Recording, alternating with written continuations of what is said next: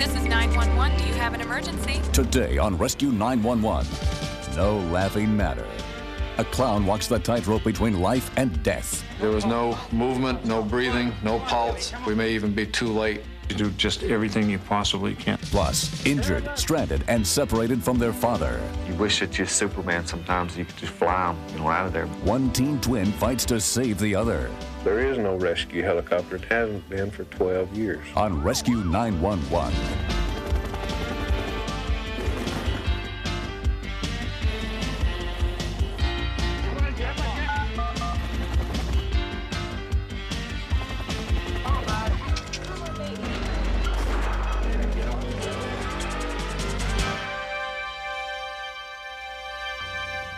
We begin on April 21st, 1993, at the Chorus Shrine Circus in Portland, Maine, as Oscar Cloutier and the rest of the clowns were performing before a packed audience.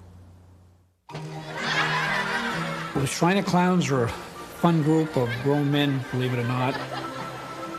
We're not professionals, we're businessmen. Could be lawyers, doctors. The floor's wet. Go around. We raise money, that goes to the Shrine Hospital. That's what supports it. Go around. No, go. The floor is wet. Go around. Go around. Tim, our clown Doodles, became a close friend. Tim is a happy, jovial person. Everybody he came in contact with, he has that unique method of making them laugh.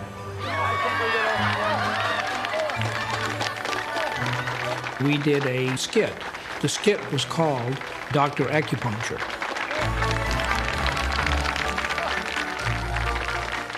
We had to run probably 100 yards off the set, and Tim, being a little bit on the heavy side, had a hard time with this. Tim weighs somewhere in the vicinity of 375 to 400 pounds. And as we got off the stage, he was panting. Oscar's friend, Tim Gary, had been a Chorus Shrine clown for 18 years. We had a very successful act that night, so we were kind of joking around, fooling around, and Tim said to me he didn't feel well. Take some breaths here, take some deep breaths. Sometimes you can be joking around, so you're not sure whether he was joking or not. Wait a minute. And then he was coughing and choking, and I felt so inadequate. Hey, let's get the table out of here. Let's get the table. Fuzzy, one of our clowns that was there, and said to me very clearly, he has no pulse. Well, we need help here. Jack, get some help. Everybody else knows. When we continue. I looked around and saw all these long faces. It was heartbreaking to see them with their fake tears no longer fake.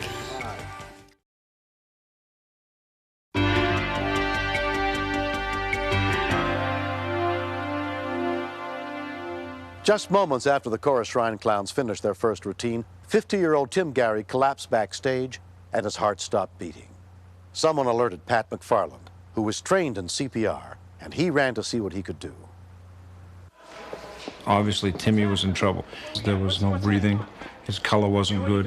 His eyes were rolled up. When I first touched him and put my hands on his chest, I knew he was dead. There was nothing there. It was like touching a table. As soon as he heard what had happened, Dale Glidden, another Shriner with CPR training, came over to help. When I first observed him, there was no movement, no breathing, no pulse. And so I was really quite concerned that we may even be too late. 5, 6. Patricia Bibber, a registered nurse, also happened to be volunteering at the circus that day. Tim was a very large man, and because of that factor, it was difficult. You had to really strain to pull his head back in order to have an adequate airway. 6, 7, 8, 9, 10. That's better. 11, 12. His jaw was locked up and starting to close. Never mind his mouth. Use his nose. Use his nose. There wasn't anything on my mind except Timmy. It was like, it's the last thing you can do for this guy. And it's really important that you do just everything you possibly can. Breathe. Come on. Keep breathing, Timmy. Keep breathing. While he was being compressed, I just kept telling him, Timmy, this is Pat. Don't you give up on me. Don't you quit. And I think the very next thing that happened, I felt him come back to life. You got a pulse? Keep breathing, Timmy. Keep breathing. Come on, guy. Come on. He blinked his eyes a couple of times, and I remember somebody telling me I've established a pulse. And then someone again said, no, we've lost it. Within minutes, a City of Portland Advanced Life Support Unit was on the scene, led by paramedic Lieutenant Dan Brown. Clear the way, please. When we arrived on the scene, we immediately evaluated and confirmed that indeed he was in cardiac arrest. This is a very serious condition. Keep going. But good CPR was being performed by two bystanders. Timmy. Showing ventricular fibrillation. Ready? I'm going to counter shock. Everybody clear, please. Any pulse for that? No pulse. Okay, continue CPR. I was watching the monitor at this point. The monitor didn't seem to react. Nothing seemed to change, which told me then that there's nothing that we can do about this. And you want to chase it out of your mind, but you just can't do it. Tim is dead. Let them do CPR, please. Members of the Portland Fire Department arrived soon after. They took over CPR, the ventilation, but at that time we still didn't have a pulse. Do you feel a pulse? 3. No, I don't have one yet. 5.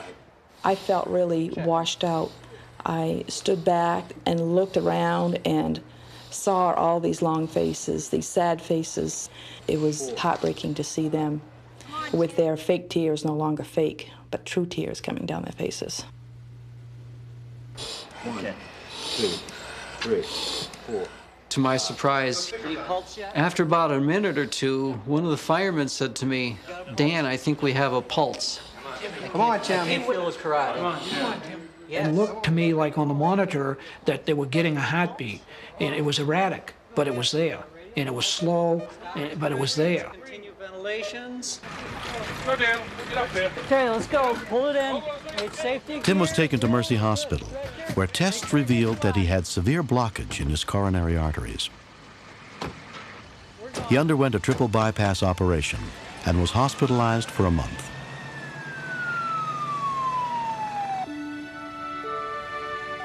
When I learned what had happened to me and what people had done to save my life, I was just awestruck. It was, I just couldn't believe it.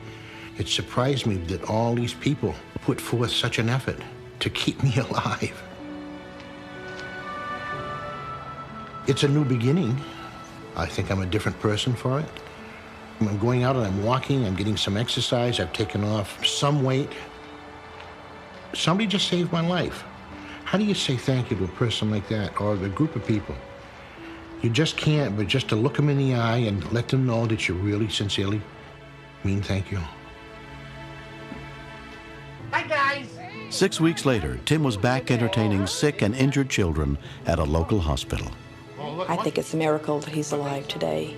Tim is a wonderful man, and it's nice to know that he'll be out there making people laugh again, making them smile again, forget their troubles for a moment or two. I'm just a regular guy. I just happen to be there at the time.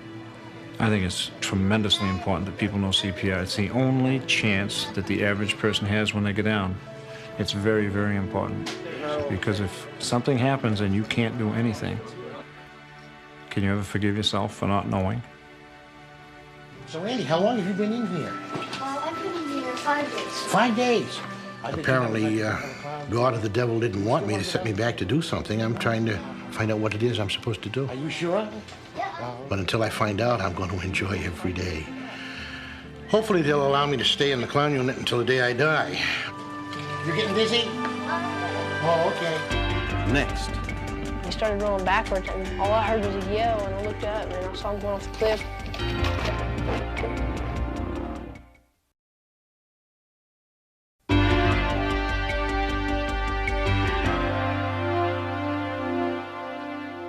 There's nothing like the feeling of freedom that comes from riding fast through rugged country on seldom-traveled trails. But that remoteness can quickly become deadly.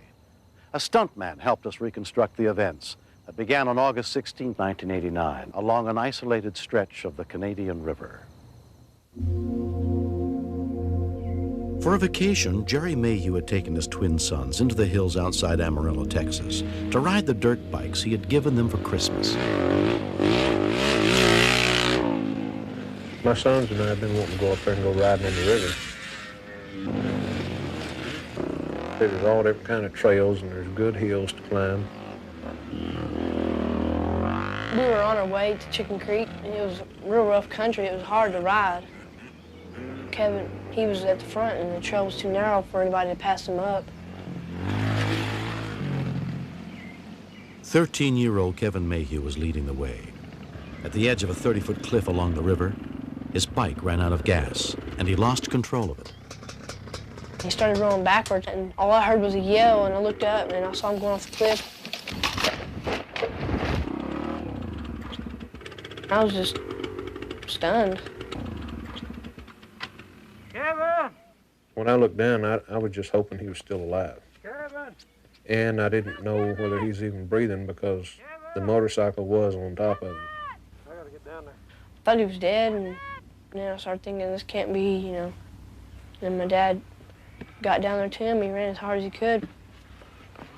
I was just scared to death.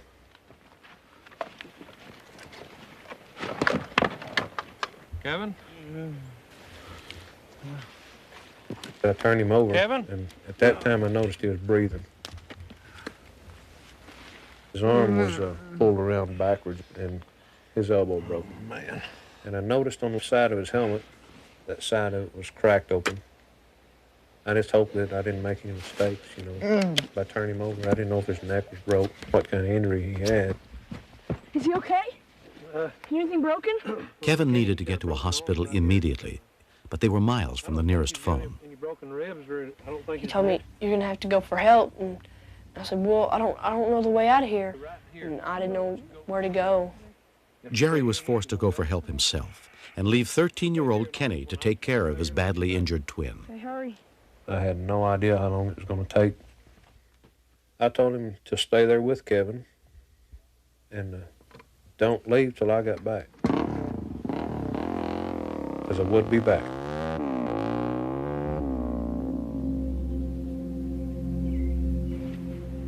His elbow was real blue.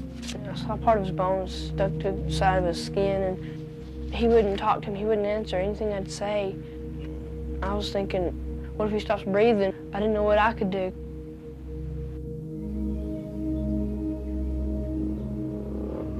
I didn't know what was going to happen. I was just afraid that he was going to be dead when we got back. Kevin? I was scared every time he'd raise up. I was thinking, he's hurting himself. I was afraid he was going to roll over and fall in the river or something. So then I thought, well, I'm going to have to pack sand around him. It just kept going through my mind, when's he going to get back? It took Jerry more than 45 minutes to go the 7 miles to the highway. Then the call went out, summoning help from all over the county. Potter County Sheriff's Department, off Casto. Yep. From 20 miles away, one of the first to answer the call for help was Tim Dockery, head of the local volunteer fire department. I knew that there was a time factor involved from the information that the dispatcher had given me, and that a lot of time had already been lost. The only way they was going to get him out was a helicopter. He's about 7 miles up the river. And they said, we have no helicopter. There is no rescue helicopter. It hasn't been for 12 years. After 4 miles of increasingly rough roads, the rescue workers reached a point where it was just too rugged and narrow for cars to proceed. The father had led us back to where we could not drive any farther with four-wheel drive vehicles. You could see the fear on his face. He knew that his son was hurt and hurt bad, and he needed, you know, to help back there as soon as we could. Every precious second counts. Only one person could ride the 3 miles in with Jerry. The rest would have to walk. Because he was a trained EMT, Tim was chosen, but he could only bring in the medical supplies he could carry. I felt really relieved. I felt, you know, my dad's here. They didn't waste no time at all, talking or nothing. He just started working on Kevin. His abdomen was getting distended and very rigid, and I knew right then and there I had internal injuries, and that's when I knew we had some serious trouble. Got to get the rest of my gear in here. He's hurt If you've bad. got internal injuries and possible back injuries, one wrong move by any one of us could have paralyzed him or even fatally wounded him. We could not carry him out. Kenny had packed him in sand to keep him from rolling off in water. So the best thing I could do was just leave him there.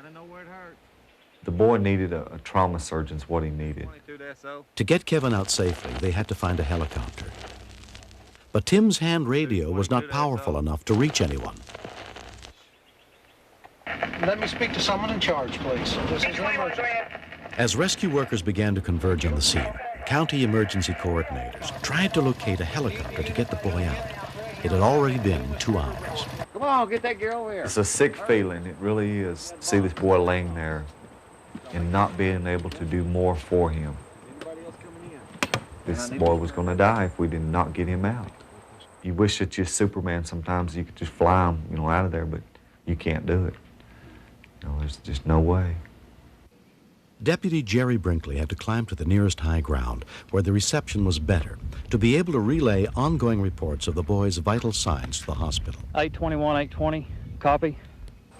821, go ahead. It was a big shouting match.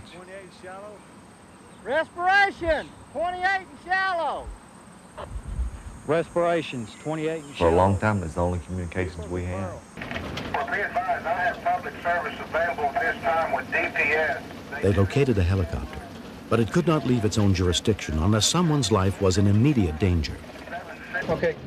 Is the boy in a life or death situation? Tim said he needed him airlift today. Okay. Hello, no, I'm here. 801 in the office. Need you to come up at this point to the Canadian River Bridge on the Dumas Highway is where they'll start to. Is he unconscious? Uh-huh. When the paramedics got to the scene, Kevin's condition seemed to be deteriorating. They put him on an IV. There was not much else anyone could do but wait for the helicopter to arrive from 90 miles away. I felt like I've just waited to the limit, and then I got to wait a whole lot more, you know. And then the paramedic kept on saying, we got to get him out here. Each time he said that, that just made me even more scared. You think about everything, and you don't really think about nothing. Just a congestion of memories going through your head all at one time. I knew what Kenny had felt like, sitting back there waiting for someone to show up. And all you could do was just sit and wait and listen to the river go by, and that was it. Hey, Kevin? Kevin? Kevin? It seemed like it took 3 days before the chopper ever got there. Then you could hear the chopper coming up over the hill.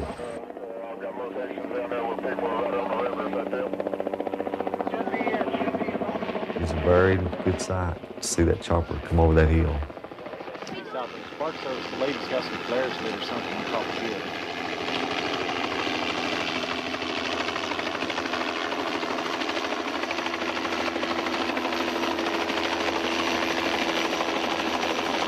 Don't be kind of noisy, bud. You need to cover him up. Okay.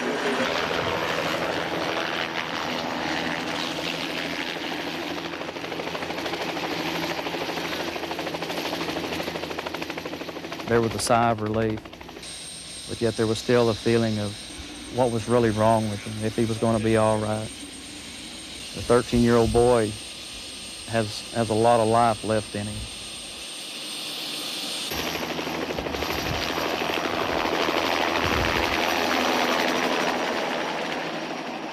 "4 hours after the accident, Kevin was finally transported to the hospital.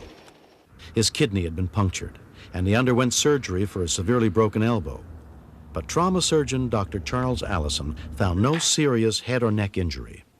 I feel that this patient's outcome was influenced very strongly by the protective equipment that he had in place at the time of the accident. He had a helmet on, shoulder and rib protection, and also some pads to the lower legs. If he hadn't had those on, I have no doubt but that there had been a good possibility of him being killed instantly with his fall. 2 months later, Kevin Mayhew's life has almost returned to normal. His kidney is healed, and his cast will be removed within a few weeks. His family remembers more about the accident than he does.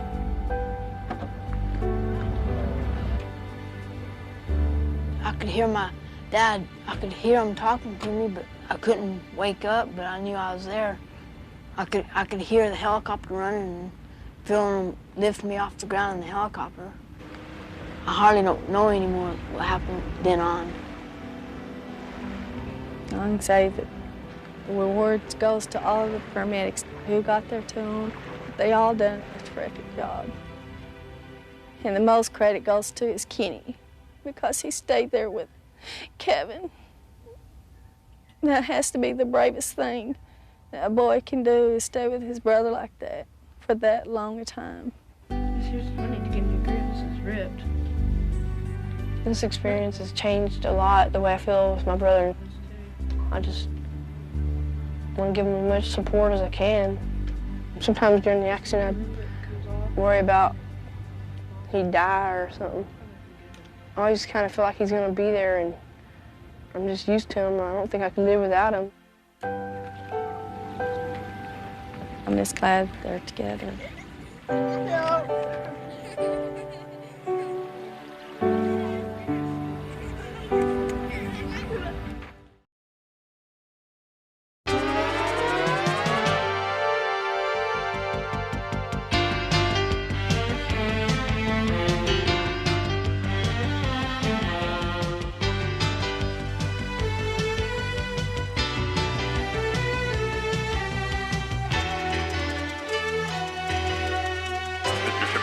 Step out of the car, please.